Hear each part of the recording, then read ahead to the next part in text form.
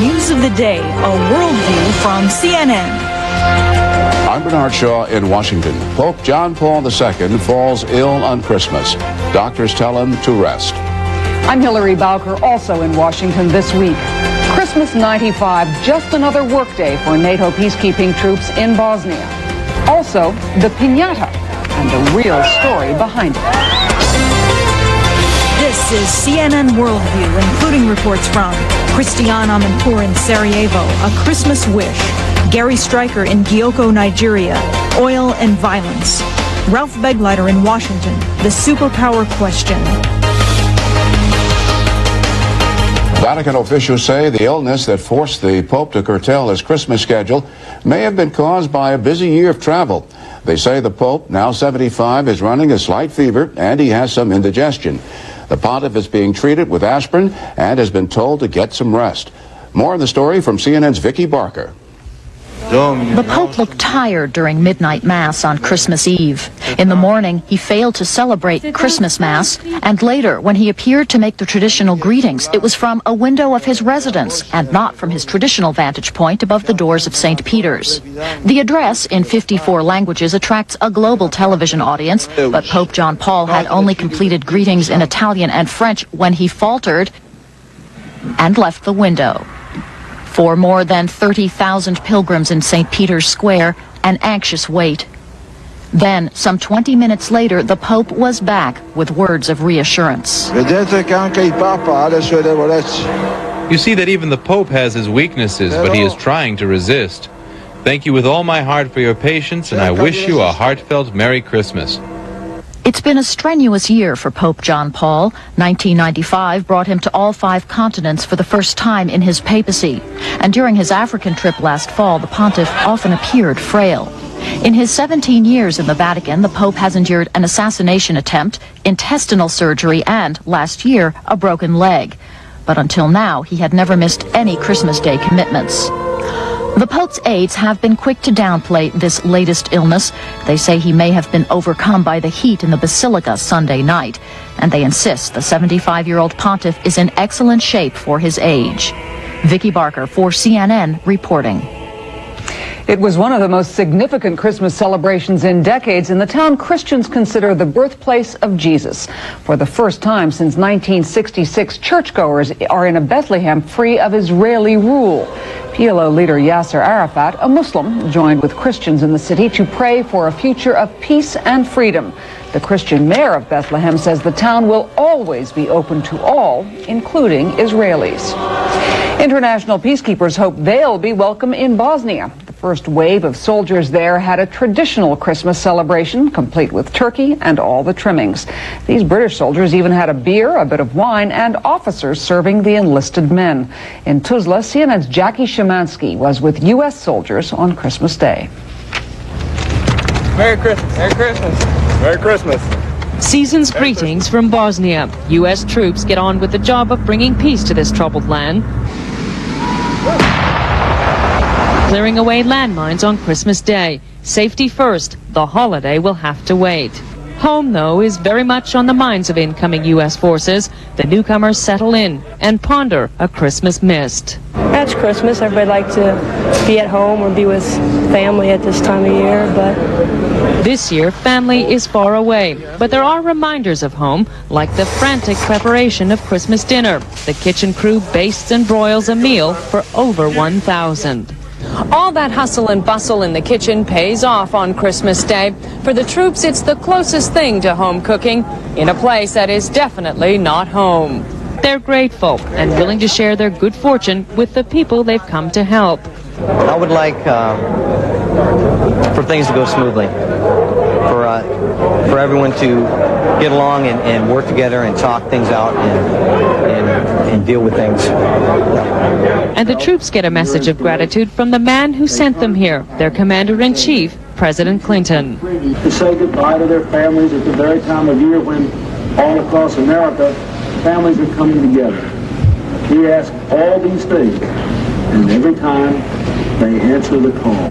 Lord, make me an instrument of your peace. A call to duty, a call to prayer. Service made special by Chemical Sticks for Light and a prayer for peace. I think you should take great pride in what you're doing this Christmas, because this is perhaps one of the most honorable missions and endeavors our military has ever undertaken. We truly have come to try to promote peace in this region. Silent night, holy night, all is calm. Jackie Szymanski, CNN, Tuzla. Sarajevo streets seem to reflect that hope for peace. The cathedral overflowed at midnight mass as the first peaceful Christmas since 1992 was celebrated. Thousands of young people are wandering the streets, filling the cafes and restaurants as the wartime curfew is lifted for Christmas. French peacekeepers are on the streets too, patrolling the line between government territory and Bosnian Serb areas. Many of them managed to celebrate midnight mass on Sarajevo's bridge of brotherhood and unity. Those peacekeepers are the subject of the annual Christmas message from Britain's Queen Elizabeth. The work for peace is never ending. At long last, the fighting between the factions in the former Yugoslavia seems to be coming to an end, with life beginning to return to some kind of normality. This Christmas, thousands of Commonwealth servicemen and women will be far from their families, already playing their part in the international force dedicated to keeping that peace.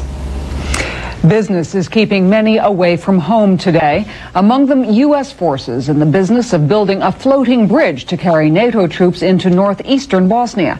When not working in the icy waters of the River Sava today, many took time to reflect and celebrate Christmas far from their homeland. CNN's Peter Arnett reports. Christmas at the Sava River border with Bosnia. No break in a relentless United States military buildup. Elsewhere in the Christian world, it's a time of celebration. But Christmas is just another work day for the 2,000 American soldiers here. They're racing against a renewed onslaught of winter and a tight construction schedule, preparing to move massive forces into the Bosnian war zone. Most of the troops are resigned to being far from home and family at this special time. It's just something that you volunteered to do. You're a soldier 24 hours a day, even on a Christmas day. So Christmas is just like another day. The senior American combat commander in the region flew in for a morale-raising Christmas visit with the soldiers, mingling with combat engineers and tank crews and praising the positive attitudes of his men. Nobody likes to be away from home on Christmas, whether you're on a military operation or on a reporting trip or on a business trip. But these soldiers understand their job, they understand their duty. God, as we reflect upon there was time at the 16th Engineer Battalion for an outdoor service with soldiers armed for battle, and for all to join in a Christmas hymn. The whole world in his hands. And then it was back to work.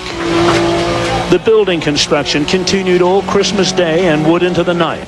Latrines and shower stalls and sleeping accommodation for thousands of new arrivals. The key task still facing American forces here: the building of a pontoon bridge across the swift-flowing Sava River. Most of the 20,000 American troops committed to NATO's Bosnian Peace Task Force will pass over it. The approachways are being completed for the tank squadrons that will lead the American ground forces across the bridge into Bosnia later this week, according to military sources here. And U.S. Navy SEALs joined the bridging effort, checking the Sava for mines and hidden debris. As the river work moved toward completion, many soldiers were asking what it would be like when they arrived on the Bosnian side of the river, where opposing sides had been at war for nearly 4 years. A senior NATO commander came to tell them that the signals were all good. We're hearing from all of the factions, both military and political. These people want to cooperate with us. The people of that country want peace. Even at the Sava River, it wouldn't be Christmas for Americans without turkey, so there was plenty of that on hand for all the soldiers. 1, 2. And after dinner, they provided their own caroling. Reindeer, had a very shiny nose.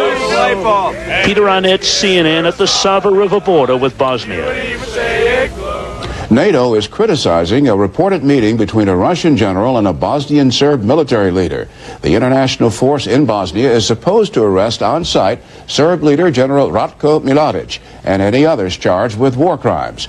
Reports differ on circumstances of the possible meeting between Mladic and a Russian major general who is to be appointed deputy commander of the Russian contingent in Bosnia. Russia is a traditional ally of the Serbs. A sad day for Hollywood. Entertainer Dean Martin has died at the age of 78. His longtime agent says Martin died at his Beverly Hills home of acute respiratory failure. Martin first achieved fame and fortune when he teamed up with comedian Jerry Lewis in the 1950s. After that team broke up, Martin became a dramatic actor in films and the star of a long-running TV variety show. In a recent interview, Lewis talked about his friendship with Martin.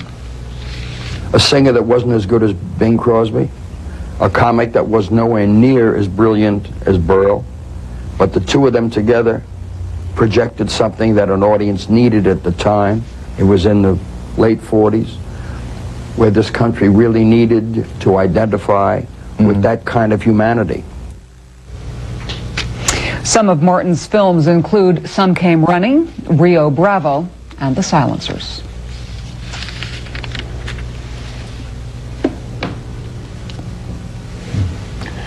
Sorrow turns to anger in one North Indian town. When WorldView returns, we'll have the latest on a devastating fire that killed hundreds of schoolchildren. Big political changes lie ahead for Turkey after elections forced the resignation of the Prime Minister. And if you're still dreaming of a white Christmas, you may be in the wrong place. Those stories and more when we come back.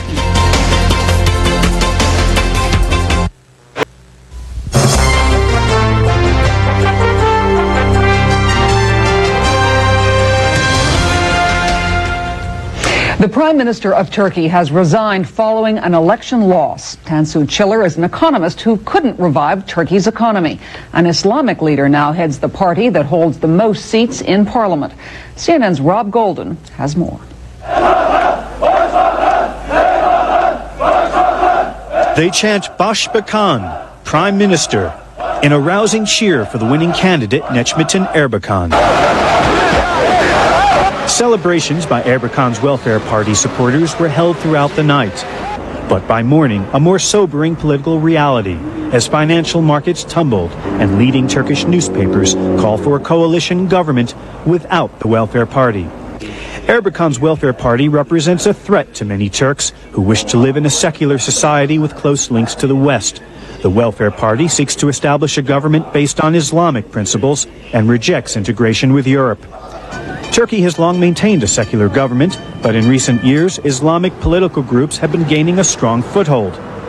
Observers see the strong showing by the Welfare Party in Sunday's election as a protest vote against the economic policies of Prime Minister Tansu Çiller, rather than an endorsement of Islamic principles. Çiller's True Path Party came in third, edged out slightly by the opposition Motherland Party. Those two parties are now discussing the formation of a coalition to challenge and exclude the Islamic Welfare Party from running the government. Tansu Çiller and the leader of the Motherland Party will first have to overcome their often bitter rivalry. Ultimately, it will be up to President Süleyman Demirel to decide whom to appoint as Prime Minister. Whether or not it is Islamist Welfare Party leader Necmettin Erbakan, his strong support has changed the political landscape and could alter the direction of Turkey's future. Rob Golden, CNN, reporting. Reports from Israel indicate a possible change of heart or change of strategy on the part of Yitzhak Rabin's confessed assassin. In the past, 25-year-old Yigal Amir has told authorities he plotted the killing for months and has no remorse. But a defense attorney now says his client claims the killing was accidental. Amateur videotape released last week shows how Amir eluded security and shot Rabin from behind. Amir has yet to enter a plea. Nearly 10 years later, Swedish authorities may have the gun that killed former Prime Minister Olof Palme. Reports say the Smith & Wesson revolver was found in a lake 2 years ago, the same lake authorities later searched unsuccessfully. It was given to police by a newspaper. A man Palme's wife identified as the killer was convicted and later freed because the weapon had not been found. What caused an American Airlines plane to go down in Colombia in perfect weather? When we return, some answers to that deadly crash. And here in the United States, we'll show you how police are taking the fight against crime to a new high-tech level. Those stories and much more just ahead after this.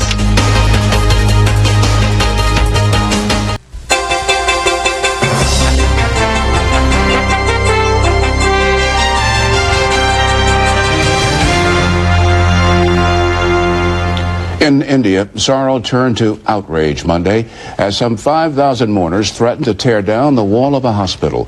Virtually the entire town of Dabwali is mourning the loss of 538 people, most of them children, who died in a weekend fire. Calling emergency facilities inadequate, these mourners blocked police from hauling bodies away from the wreckage. Police eventually dispersed the crowd. Most families lost at least one relative in the fire, which swept through a tent sheltering an annual school ceremony. The sheer numbers of dead have forced cremations to be held virtually around the clock. Investigators reportedly believe human error may have caused Wednesday's crash of an American Airlines 757 in Colombia. The jet crashed into a mountain near the town of Buga, some 40 miles from Cali. Recordings from the plane's black box reportedly rule out sabotage and equipment failure. Preliminary findings suggest miscommunication between pilots and air traffic controllers may have been responsible. Sunday, families began burying some of the 160 people killed in the crash. Rescuers say all but 2 of the bodies have been recovered from the wreckage. Our WorldView North America begins in Los Angeles, where one of the lead detectives in the O.J. Simpson murder case has announced he is throwing in the towel. Detective Philip Van Adder says he will retire in February from the Los Angeles police force. He's heading for an Indiana farm. Van Adder says he and his LAPD colleagues are still, quote, disgusted by the outcome of the Simpson trial. Well, still in the United States, a new weapon in the fight against crime. Police in Northern California are experimenting with some high-tech ammunition to help them trace gunshots back to their source. Fred Wayne has more. 3, 2, 1. Gunshots shatter the morning quiet in Redwood City, California. Police officers firing blanks, testing new technology called the Urban Gunshot Location System. The Northern California-based Trilon technology company invented the system. There's a lot of shooting in urban America, unfortunately, and this gives a technological tool to the police to counter the technology which the criminals have. This is how it works. Microphones set up around the city pick up loud noises and transmit them to the police station by radio signals or over telephone lines. Using a method called triangulation, a computer then pinpoints the source of the sound on a map. The microphones are located on the tops of buildings and on telephone poles. Police are keeping the locations secret out of fear that the microphones themselves will become the targets of gunfire. Redwood City Police respond to an average of 150 reports of gunfire each year. This video was seized when police were called to a party where dozens of shots were fired. When bullets are fired in the air, they come down again, sometimes with tragic consequences. 2 years ago, a little girl in a city close to here was hit in the head by a rifle bullet which penetrated the skull and paralyzed her. In cities across the country, some neighborhoods sound like free fire zones at night. The shooting intensifies on weekends and on such holidays as the 4th of July and New Year's Eve. I just hear guns and I get really scared. And you just don't know if they're going to come through your house or not, you know? Okay, 138 special for effect. The Urban Gunshot Location System may someday provide valuable evidence in criminal cases involving firearms. But first, it must prove itself. We need to learn and train the computer to classify between sounds of the gunfire and other impulsive noises in the community. The Trilon company says early tests show the system will work. If it does, the police will get a new weapon to stop the rain of deadly bullets. Fred Wayne for CNN, Redwood City, California. It's an element some consider essential for a perfect Christmas, And for many people throughout the world, their dream of a white Christmas came true. Here in the United States, snowfall created traditional holiday scenes in Pennsylvania, West Virginia, and many parts of the Middle West. Some parts of Japan saw as much as 15 inches of snowfall, and large parts of Scotland and the United Kingdom were hit by blizzards. Well, now for more on the weather, here is WorldView weather.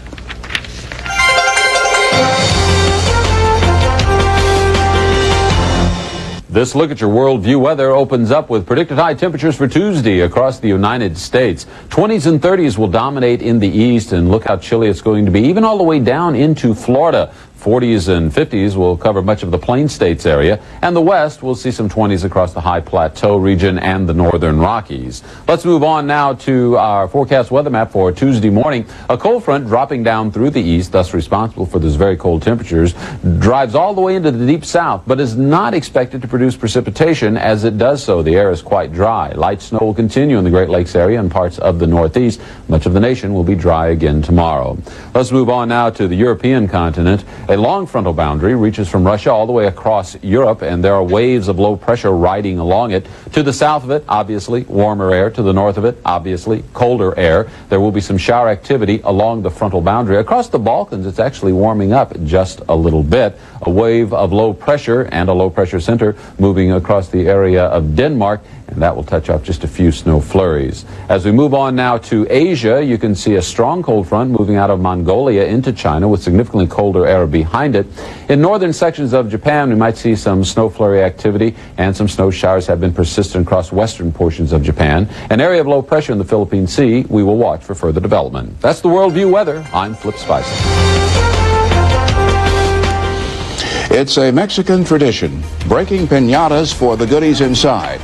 As WorldView continues, why purists fear their true meaning is getting lost in the excitement. Stay with us.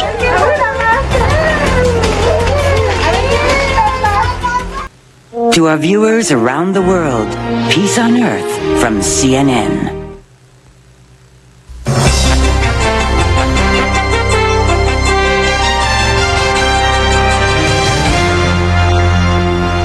If you've ever celebrated a birthday by breaking a piñata, you may be surprised to know this Mexican tradition is rooted more in spreading the word about one person whose birthday all Christians celebrate today.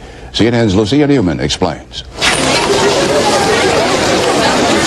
A posada, which represents Joseph and Mary's journey to Bethlehem and their search for lodging as Jesus was about to be born, is the most Mexican of Christmas traditions.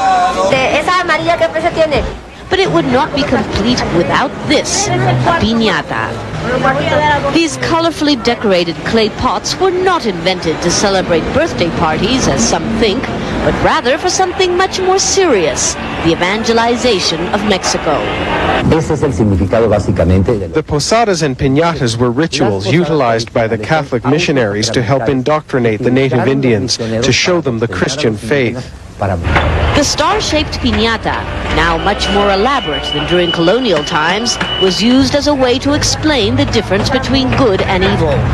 The classic piñata has 7 peaks, each one representing the 7 cardinal sins. The idea is to break the piñata with one's virtue in order to release hope onto the world. The more you hit it, the more you destroy evil, until you finally release the earthly pleasures. Fruits, nuts, sugarcane, not candy, is what a Christmas piñata brings. Making them is an art passed on from generation to generation. My children, my husband and I, we've been working the piñata for 40 years, says this woman. Every year we get together to make them. The purists lament that over the years the piñata has lost its meaning, its shape changing according to the latest fashion for celebrating children's birthdays. The fast pace of our urban society often buries our traditions. There's not so much of a community spirit. Everyone is living in their own apartments. Still, while many may have forgotten what the piñata was originally for, the pleasure and excitement that the piñata brings makes it hard to believe that this Christmas tradition will ever be lost. Lucia Newman, CNN, Mexico City.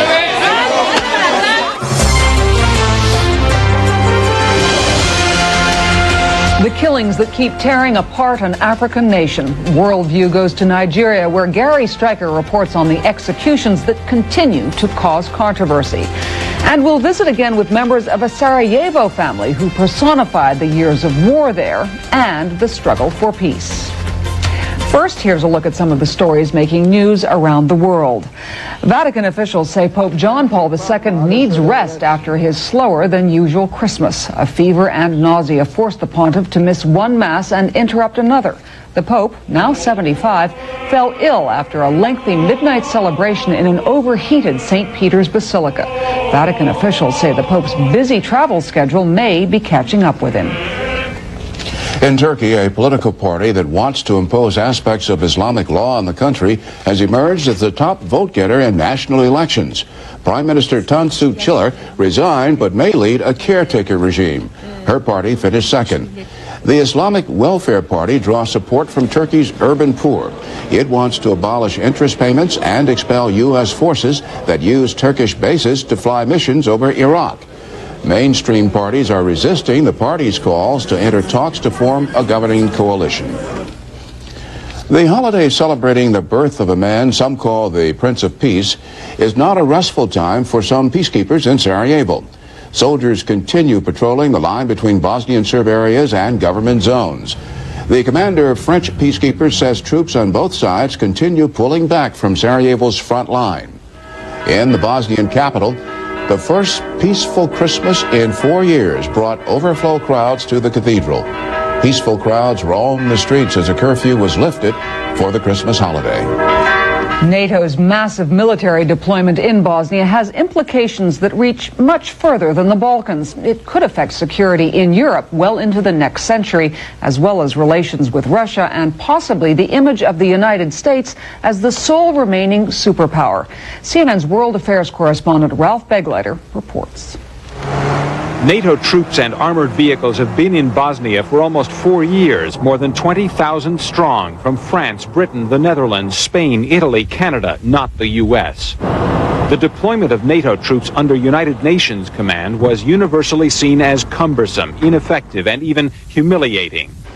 But now the troops wear NATO's colors, no longer the United Nations. The Atlantic Alliance has as one of its missions to maintain peace and stability in Europe. In Bosnia, NATO, the world's most powerful and best organized military force, is being measured in the eyes of Europe. They see this as the first major test of security in Europe after the Second World War. NATO's role at the core of security in Europe could be reaffirmed if the operation goes well. If it succeeds, I think the mission could significantly strengthen the NATO alliance and our leadership of NATO. If it fails, they could cripple peacekeeping efforts for years to come. Some of NATO's European allies saw Washington's promise to implement the Bosnia Agreement as a last chance test of America's role as a superpower. To fail to carry out the President's pledge would have shattered cohesion within NATO, as well as certainly compromised the international standing of the United States. Recalling Somalia, some European diplomats say U.S. dominance of the NATO alliance could end if the U.S. were to cut and run from Bosnia after suffering casualties. We're not going to cut and run as long as there is a mission to perform. The international standing of the United States is at stake far beyond Bosnia. The success of this activity, which is your question, is going to cast a long shadow. Russia is cooperating with the Bosnia force, but the Kremlin is watching closely. Will the United States, through its leadership of NATO, continue as the sole remaining superpower? How NATO performs in Bosnia will affect how Russia reacts to NATO's plans for expansion, to include some of Moscow's former allies, Poland, Hungary, the Czech Republic. Even beyond Europe, the success or failure of NATO's Bosnia operation will affect how other nations gauge U.S. performance, both military and political. Ralph Begleiter, CNN, Washington. Chechnya is reported quiet, but victory has come at a high price. A week after fighting broke out in Gudermes, the second largest city of the breakaway republic. Russian commanders report about 600 people are dead, about half civilians, the rest of them rebels who entered the city about 10 days ago to try to disrupt Kremlin-imposed elections. The Russian military has sealed off the town without explaining why. The United Nations sounds an angry voice against human rights violations. But is anyone listening? That story and more just ahead on WorldView.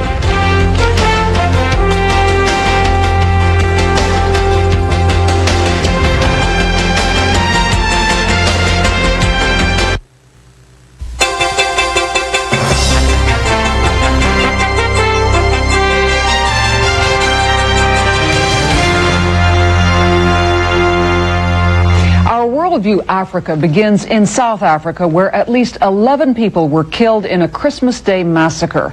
It happened Monday in a settlement in the KwaZulu-Natal province. Police say members of the Inkatha Freedom Party carried out the mass killing against supporters of the rival African National Congress. Earlier, South African President Nelson Mandela spoke of the country's political violence in a Christmas message on state-run TV. Mr. Mandela said the scale of killing, while not as bad as it has been, remains unacceptable. In Nigeria's Ogoniland region, tensions are still running high over last month's hanging of activist Ken Saro-Wiwa. The area is known for its oil reserves, and Saro-Wiwa's supporters say oil interests are partly to blame for his execution. The story begins in Gokana, where CNN's Gary Stryker looks at the controversy surrounding the case.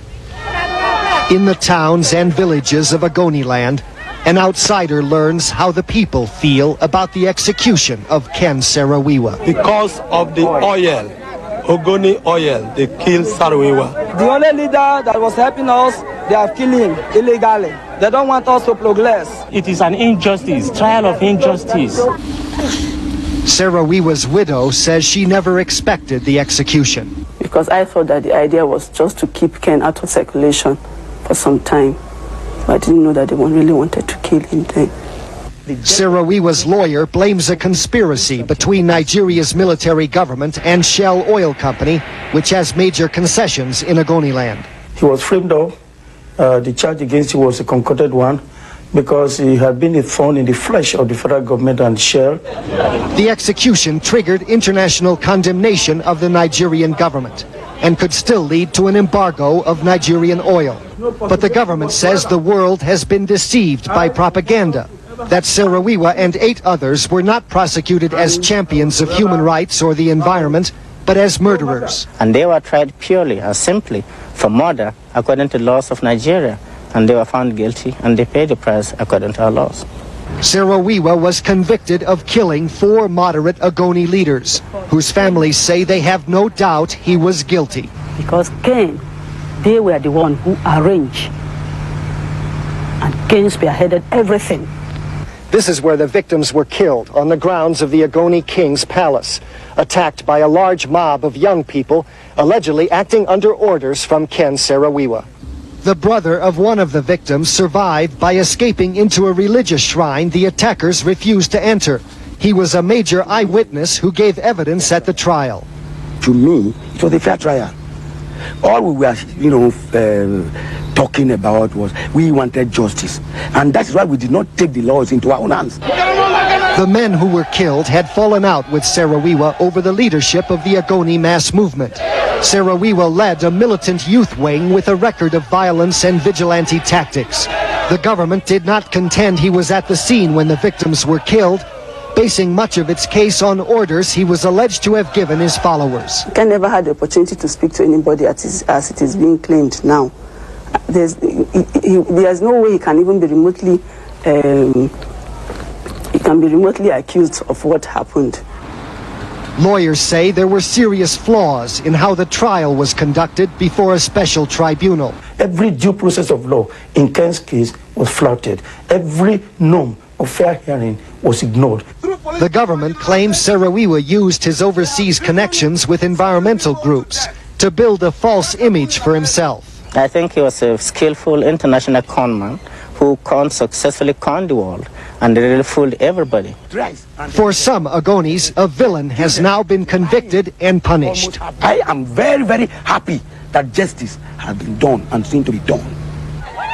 Others say their hero has been martyred, their land now terrorized by Nigerian soldiers. They rape a girl, and then they kill the boys. We all Ogonis, and we are dying. And how do they feel about international sanctions to punish their government? Behind the division and violence in Ogoniland is oil. Its impact on this environment and the sharing of its revenue. Ken Saro-Wiwa promised his people oil would lift them from poverty. But for more than 2 years, no oil has been pumped from Ogoni wells. During Saro-Wiwa's campaign against Shell, militant youth wingers vandalized pumping stations. Leaking safety valves are now the only sign of future promise that still lies beneath the tragedy in Ogoniland.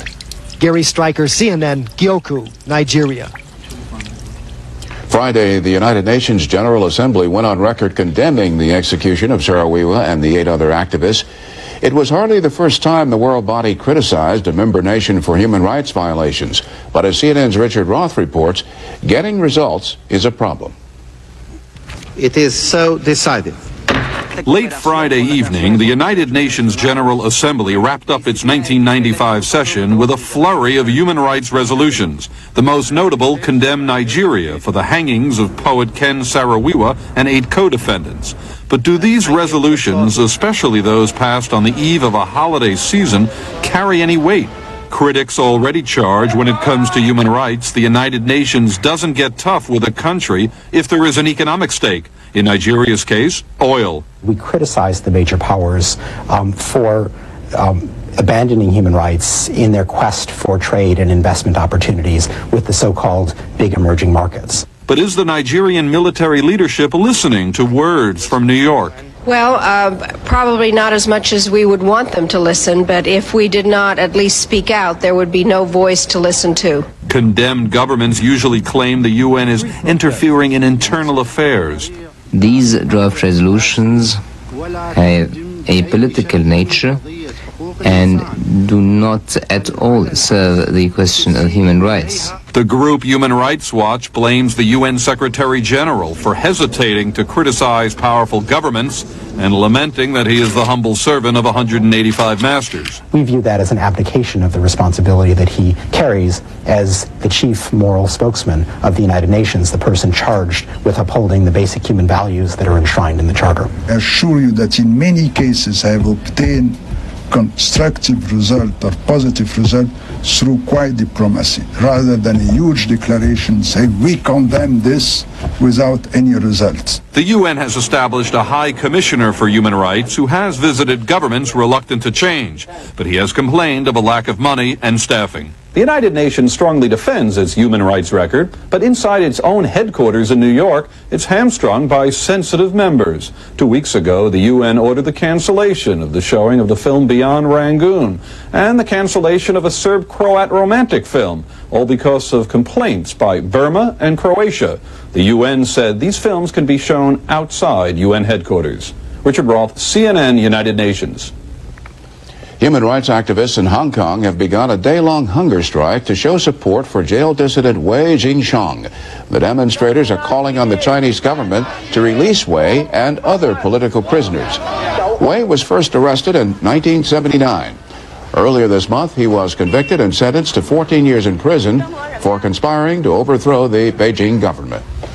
At Christmas time, the tragedy of war still lingers in Bosnia. Many Bosnian families have lost loved ones. We'll have one family story when Worldview continues. In our worldview of sports today, the best football player in Europe, the winner of the coveted Golden Ball, denoting Europe's top drawer player, is George Weah of Liberia. A panel of media voted in the 29-year-old Weah. He beat out Jurgen Klinsmann in voting that wasn't even close. Weah now stands as the clear frontrunner in the race for FIFA's Footballer of the Year honors. Meanwhile, Christmas Day in the U.S. and the NBA celebrated with a matinee game. The San Antonio Spurs winning for the first time ever at America West Arena in Phoenix, Arizona. A 105-100 victory over the Suns. Sean Elliott leading a balanced attack, scoring with 28 points. With Worldview Sports, I'm Fred Hickman.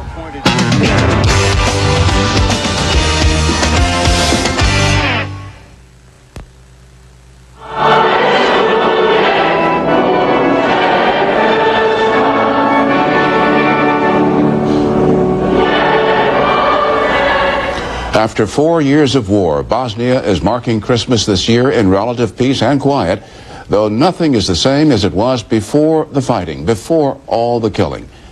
Bosnians have suffered too, deeply. for too long to have a truly Merry Christmas. Everyone has a story of sorrow to tell. In Sarajevo, CNN's Christian Amanpour has one of those stories. Theirs was a typical Sarajevo family. Kanita, a Croat Catholic, married Farouk, a Muslim.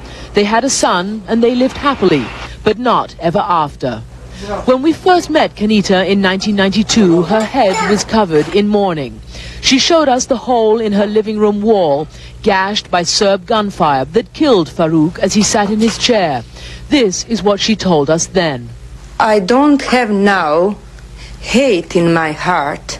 I'm only a little bit disappointed. You know, I don't know what to think, what to do. 3.5 years filled with so much death, so many broken homes, Bosnia itself divided, have not hardened Kanita's heart. I still don't hate anybody. I'm a little bit exhausted, tired of this war. I'm sad because of all people who lost their life. This Christmas brings a chance to start living again. The gifts are modest but treasured.